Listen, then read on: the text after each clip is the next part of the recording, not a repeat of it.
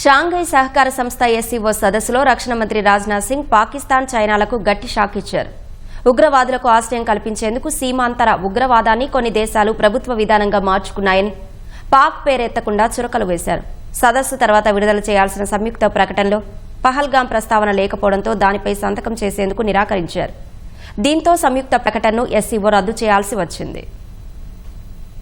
China పర్యటనలో ఉన్న రక్షణ మంత్రి రాజ్నాథ్ సింగ్ షాంఘై సహకార సంస్థ ఎస్సీఓ సదస్సులో ఉగ్రవాదులు, వారికి మద్దతిస్తోన్న వారికి గట్టి హెచ్చరిక చేశారు. పహల్గాం ఉగ్రదాడి, సీమాంతర ఉగ్రవాదంపై ఆయన కీలక వ్యాఖ్యలు చేశారు. శాంతి, శ్రేయస్సు, ఉగ్రవాదం కలిసి ఉండలేవన్నారు. ముష్కరులు, వారికి ఆర్థిక సాయం చేసేవారిని, మద్దతిచ్చేవారిని బాధ్యులను చేయాలని అన్నారు. ఉగ్రవాదం ముప్పును ఎదుర్కొనే విషయంలో ద్వంద్వ ప్రమాణాలు ఉండకూడదంటూ చైనాకు రాజ్నాథ్ చురకలంటించారు. చైనాలోని క్వింగ్డావోలో షాంఘై సహకార సంస్థ రక్షణ మంత్రుల సదస్సు జరిగింది. అందులో Bharat, Russia, Belarus, China, Iran, Kazakhstan, Kyrgyzstan, Pak, Tajikistan, Uzbekistan సభ్య దేశాలుగా ఉన్నాయి. సదస్సు తర్వాత రూపొందించిన సంయుక్త ప్రకటనపై సంతకం చేసేందుకు రక్షణ మంత్రి రాజ్నాథ్ నిరాకరించారు. సంయుక్త ప్రకటన ఉగ్రవాదంపై భారత కఠిన వైఖరిని ప్రతిబింబించడం లేదని అసంతృప్తి వ్యక్తం చేశారు.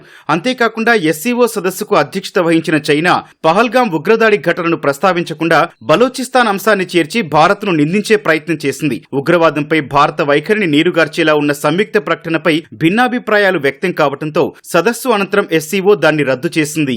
అంతకుముందు ఎస్సీఓ సదస్సులో మాట్లాడిన రక్షణ మంత్రి రాజ్నాథ్ సింగ్ కొన్ని దేశాలు సీమాంతర ఉగ్రవాదాన్ని ప్రభుత్వ విధానంగా మార్చుకున్నాయని పాకిస్తాన్కు చురకలు వేశారు. స్వార్థ ప్రయోజనాల కోసం ఉగ్రవాదులను పెంచి పోషించే దేశాలు దాని పర్యవసనాలు ఎదుర్కోక తప్పదని హెచ్చరించారు. It is imperative that those who sponsor, nurture and utilize terrorism for their narrow and selfish ends must bear the consequences. Some countries use cross-border terrorism as an instrument of policy and provide shelter to terrorists. There should be no place for such double standards. SCO should not hesitate to criticize such nations. India's zero tolerance for terrorism is manifest today through its acts. This includes our right to defend ourselves against terrorism. And we have shown that epicenters of terrorism are no longer safe and we will not hesitate to target them.